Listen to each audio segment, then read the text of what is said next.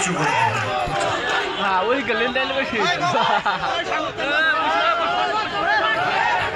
ভাই থামেন। আউযু বিল্লাহি মিনাশ শাইতানির রাজিম।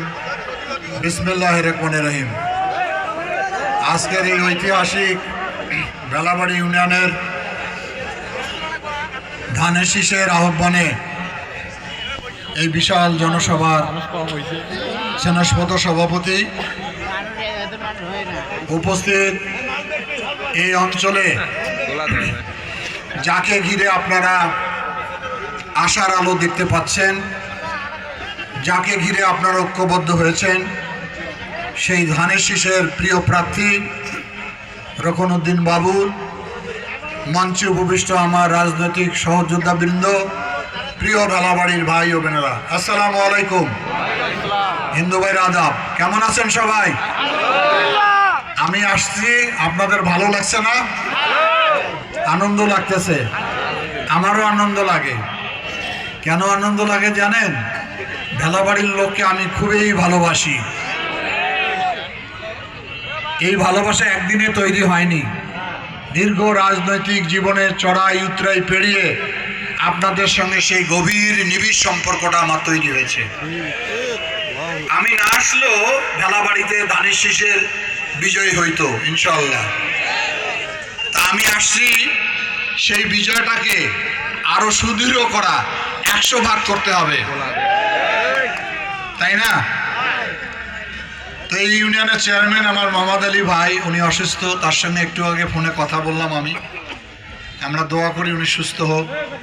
উনি একসময় আমার সহযোদ্ধা ছিলেন। আশা করি আমি সকল ভেদাভেদ ভুলে বেলাবাড়ি এক কাতারে ধানের শীষের পতাকা তলে যুক্ত থাকবে। এখন বেলাবাড়ির থেকে বেশিরভাগ লোক লালমনিরহাট যান, কি যান না? আমার এলাকা দিয়ে যান। আমার এলাকায় শুধু লালমনিরহাট, বেলাবাড়ি আমার এলাকা না, লালমনিরহাট জেলা আমার না। এখন এই গোটা জেলার যদি সার্বিক উন্নয়ন করতে চান, তাহলে সঠিক সিদ্ধান্ত আপনাদেরকে গ্রহণ করতে হবে। এখন হাটে বাজারে, বিয়ে বাড়ি, চায়ের দোকান, যেখানে যাচ্ছেন সেখানে ভোট ছাড়া কোনো আলোচনা নাই। কোন পার্টিকে ভোট দিবেন, কোন ক্যান্ডিডেটকে ভোট দিবেন, কোন মার্কাকে ভোট দিবেন, এগুলো আলোচনা হয় না। পার্টি হিসেবে কোনটা ভালো, ক্যান্ডিডেট হিসেবে কোনটা উপযুক্ত, মার্কাটা কোনটা ভালো, তিনটা যদি আমি মিলিয়ে দিতে পারি তাহলে বেলাবাড়ির ভোট দিতে কোনো সমস্যা হবে? আমরা ওই দল করি, বাংলাদেশ জাতীয়তাবাদী দল, বিএনপি।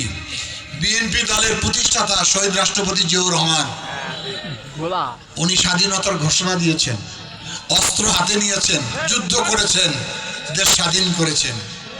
উনি বীর মুক্তিযোদ্ধা। অর্থাৎ দেশ স্বাধীনে যে ভূমিকা জিয়াউর রহমানের, সেটা আর কারো নাই।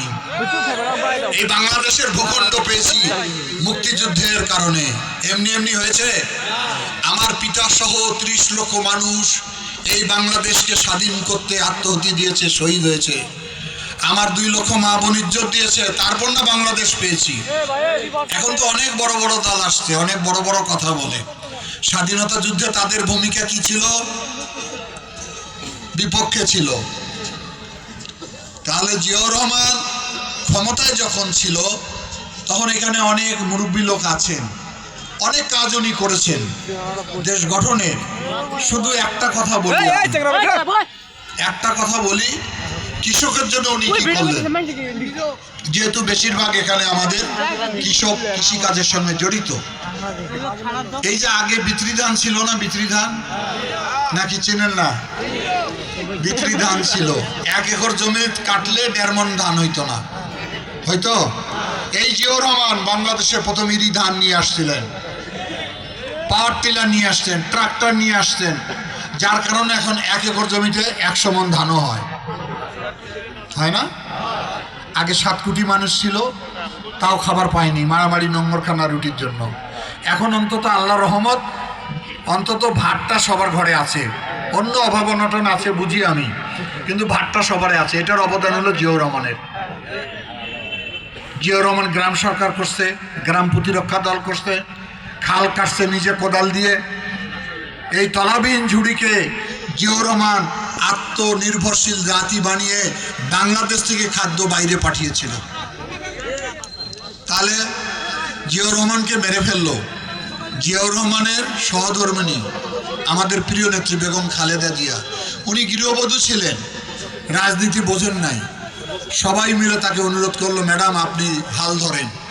উনি নাবালক দুইটা ছেলে তারেক রহমান, আরাফাত রহমান কোকোকে রেখে বাংলাদেশের হাল ধরেছিলেন। টেকনাফ থেকে তেঁতুলিয়া 9 বছর সংগ্রাম করেছেন। কোনো সময় আপোষ করেছেন? আপোষ না করার কারণে এই 1991 সালে বাংলাদেশের মানুষ, তখন বিএনপি ভাঙাচুরা, লোকে নাই। এই আসনও ছিল, আমাদের এমপি ছিল 79-এ মুজিবুর রহমান, এই কলম মার্কার বাপ। উনিও দল পড়ে পালায় গেছিল, জাতীয় পার্টিতে গেছে না। তারপরেও বাংলাদেশের মানুষ সর্বাধিক ভোট দিয়ে খালেদা জিয়াকে বাংলাদেশের প্রথম মহিলা প্রধানমন্ত্রী বানিয়েছে। খালেদা জিয়া লড়াই করেছেন। কিসের লড়াই? গণতন্ত্রের লড়াই। খালেদা জিয়া ছিল বাংলাদেশের একমাত্র পাহারাদার। খালেদা জিয়া ছিল বাংলাদেশের গণতন্ত্রের পাহারাদার। আজকে ভেলাবাড়ি স্কুল মাঠে এই যে বিশাল লোকের সমাগম ঘটেছে, এটা যদি আমরা লড়াই সংগ্রাম না করতাম এত লোক হইতো? হওয়ার আগে তো পুলিশ ধাওয়া দিত, আমি এসে বক্তৃতা দিতে পারতাম? এই যে শান্তিপূর্ণ আনন্দ ঘন পরিবেশ তৈরি করেছি আমরা আমার নেত্রী বেগম খালেদা জিয়ার আপোষহীন ভূমিকার কারণে। উনি মৃত্যুর সঙ্গে পাঞ্জা লড়ছেন, আপোষ করে নাই। দেশ ছেড়ে পালিয়েছেন। এখানে অনেক মায়েরা আছে, অনেক মায়ের কোলে আমি বাচ্চা দিচ্ছি, শিশু। মনে করি একটা হট্টগোল লাগলো এখানে কোনো কারণে। কোনো মা কি তার বাচ্চা ফেলে যাবে? এরকম মা আছে পৃথিবীতে? আমাদের মা খালেদা জিয়া তাই আমাদেরকে ছেড়ে যায় নাই, মৃত্যুর সঙ্গে পাঞ্জা লড়ে বাংলাদেশে মৃত্যুবরণ করেছে। এবং উনি বলতেন যে পৃথিবীতে আমার কোনো ঠিকানা নাই বাংলাদেশ ছাড়া। উনি মারা গেছেন, আমাদের মাঝে বেঁচে নাই। আমি ইতিহাস ঘাটে দেখেছি পৃথিবীর কোনো মানুষের জানাজায় এত লক্ষ লোক হয় নাই। যারা টেলিভিশনে দেখেছেন তারা তো জানেনি। আমার মতো নেতা জানাজায় 12 কিলোমিটার দূরে দাঁড়িয়েছিলাম। সামন কোথায় পিছন কোথায় কিছুই বুঝি না। কেন এত ভালোবাসা খালেদা জিয়ার প্রতি? বাংলাদেশের মানুষ কেন এত শোক প্রকাশ করলো? খালেদা জিয়ার সংগ্রাম, দেশপ্রেম। বাংলাদেশের একমাত্র পাহারাদার ছিল খালেদা জিয়া। আর এক মা আছে বাংলাদেশে?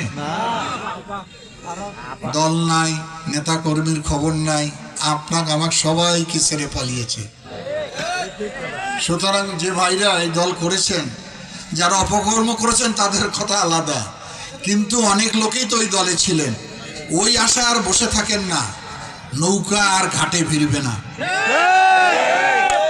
সব ভুলে যান। সাধারণ ভোটারের সঙ্গে আমাদের কোনো বিরোধ নাই, সবাই আমরা ভাই ভাই একসঙ্গে থাকতে চাই, একসঙ্গে করতে চাই আমরা। সুতরাং দল হিসেবে বিএনপি কেমন বলেন? ভালো। এটাকে নাম্বার দেই নাম্বার 1, একদম ফার্স্ট ক্লাস। বিএনপি সব সময় জনগণের পাশে থাকে। মাঝে মাঝে তো অনেকে হতাশ হয়ে গেছিল, বিএনপি মনে আর পারবে না। বিএনপি পারবে, কারণ বিএনপি দলের প্রতিষ্ঠাতা জিয়াউর রহমান, খালেদা জিয়া, তার নেতা তারেক রহমান, তাই না? অতীত আছে, অতীত ছিল, বর্তমান, ভবিষ্যৎ আছে আমাদের। এখন আসেন ক্যান্ডিডেট। একটা কি পাস হইল নাকি জিপিএ পাইলো? এখন ক্যান্ডিডেট হলো রকনুদ্দিন বাবুল। 2018 সালে তাকে আমরা নমিনেশন দিয়েছিলাম এই আসনে। ভোট কি হয়েছিল? দিনের ভোট রাতে শেষ। তাহলে ভোটটা যদি সেইবার সুষ্ঠু হইতো, তাহলে রকনুদ্দিন বাবুল সেবাই তো এমপি হয় আপনাদের, হয় না? তাহলে সে তো হকদার, এখন সেই তো হকদার। ভোট যদি তখনই হইতো তাহলে দেখেন সে এমপি হয়ে যাইতো। এত চুরি বাটপাড়ি করেও সে কত হাজার ভোট পেয়েছিল, তাই নাই? তাহলে ক্যান্ডিডেট হিসাবে তো সে উপযুক্ত। আর তার সঙ্গে যারা দাঁড়িয়েছে তারা কি এমপি ভোট করছে কোনোদিন? তাহলে ক্যান্ডিডেটটাও আমার কেমন কেমন এক নাম্বার। এখন আসেন মার্কা। লাঙ্গল আছে নাকি বেলাবাড়ি? এটা তো শেষ, ট্রাক্টর আর পাওয়ার টিলার খাইছে লাঙ্গল।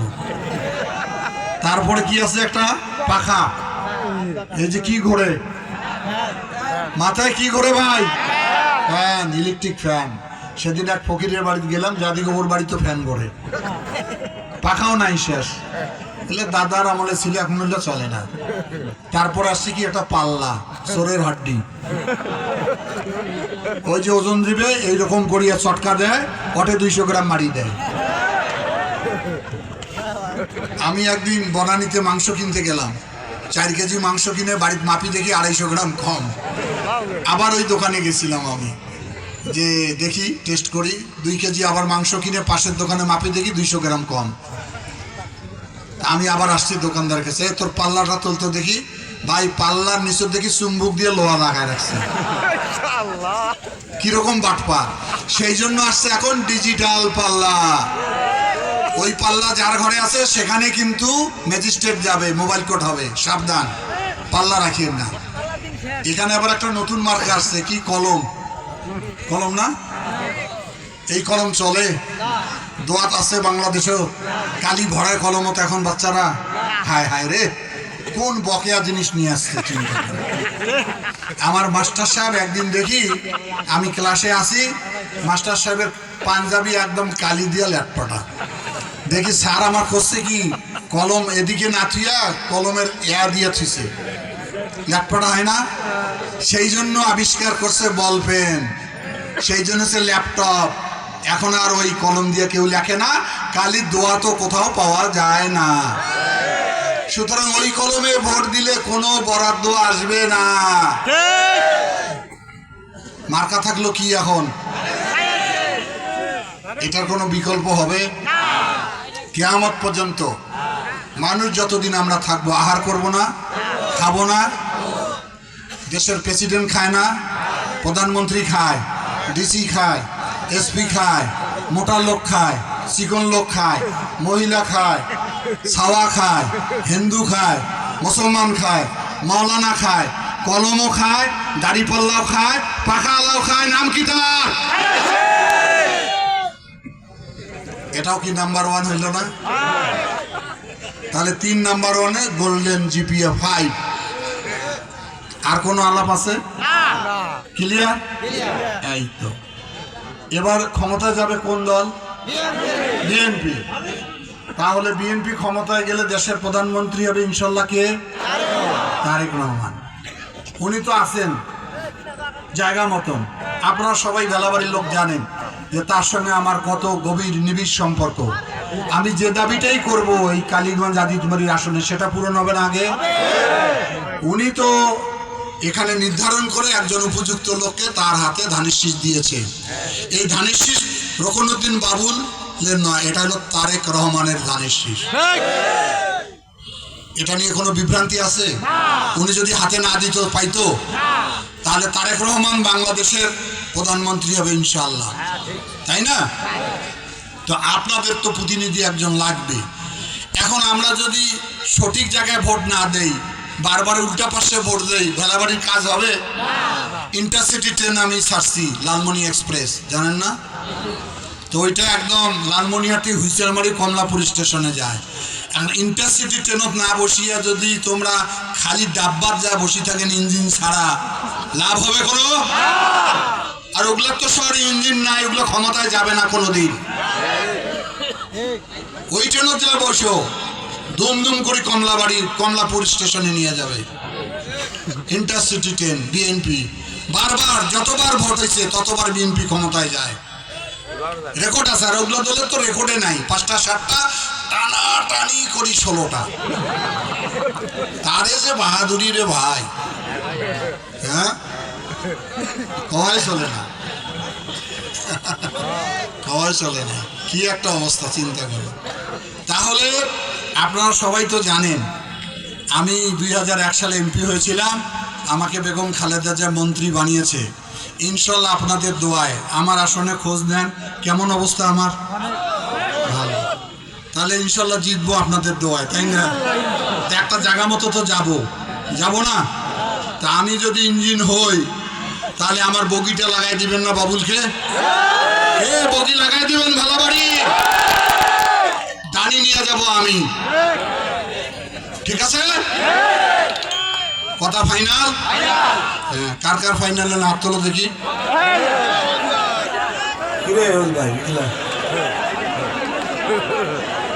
বুঝে নাই? আমার এলাকার লোকের সাদা বেলটা সহজ সরল, তাই না?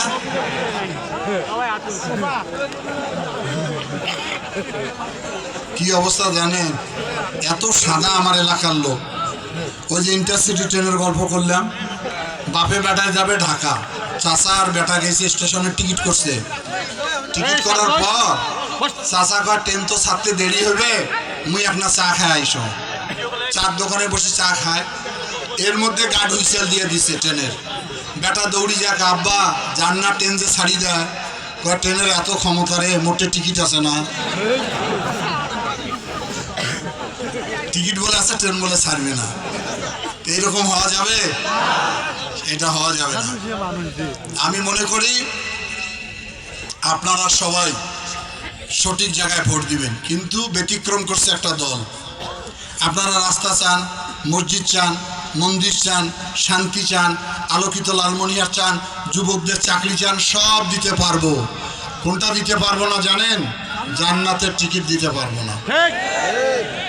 এরা যারা দেয় তারা আমাদের ঈমান নষ্ট করে ফেলতেছে।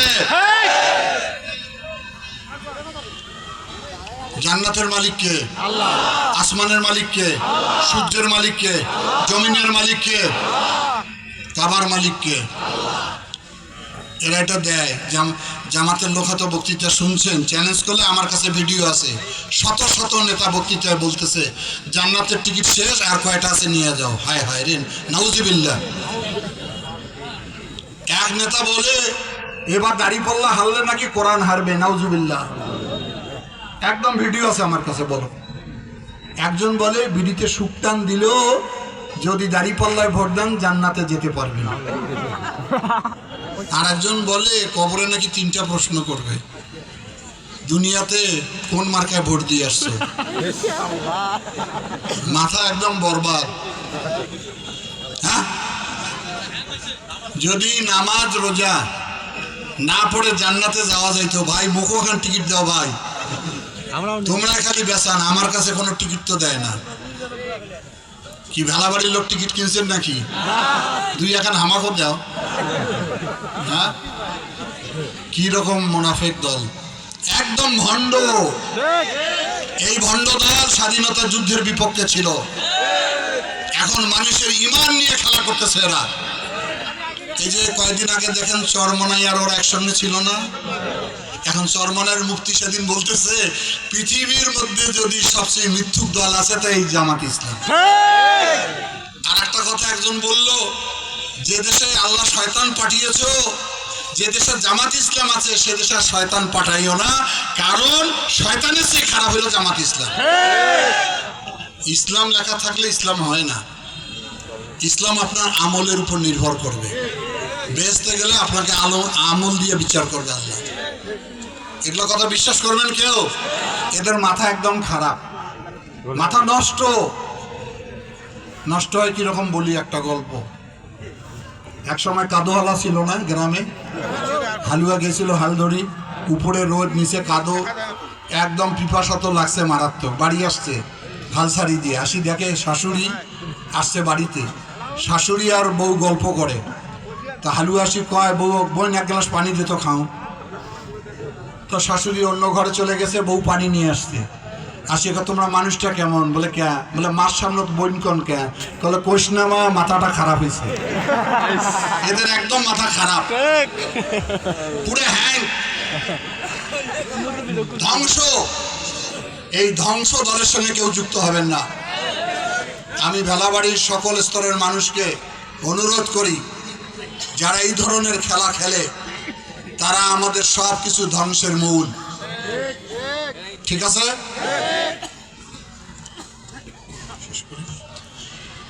যেহেতু আর একটা সভা আছে আমার রাজিতমারিতে, আমি আর বেশি সময় দিতে পারলাম। এখন বলেন মার্কাটা কি? ওরে মা, লোক হয়েছে বোধহয় প্রায় দেখি যতদূর গণিয়ে তো শেষ করে পারি না। কয়েক হাজার লোক চিকড়িছেন, কয়টা চিকড়িছেন? 150 চিকড়েন নেই। আমার সাথে ধরেন দেখি মার্কাটা কি কোন রকম কোয়ার্টার ফাইনাল হয়েছে।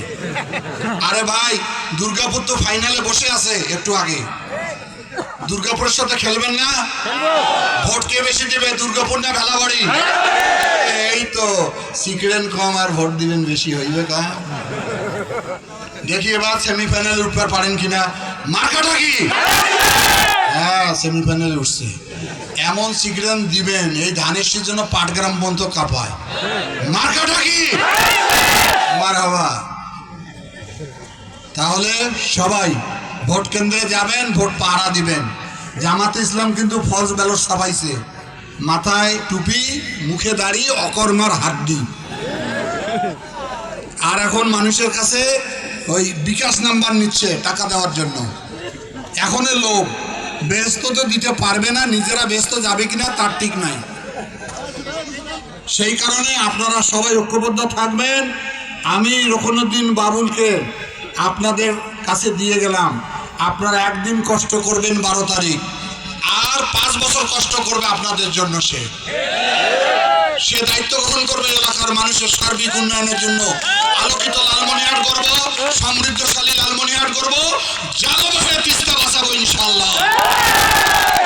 সবাই ভালো থাকেন, সুস্থ থাকেন। বাংলাদেশ জিন্দাবাদ।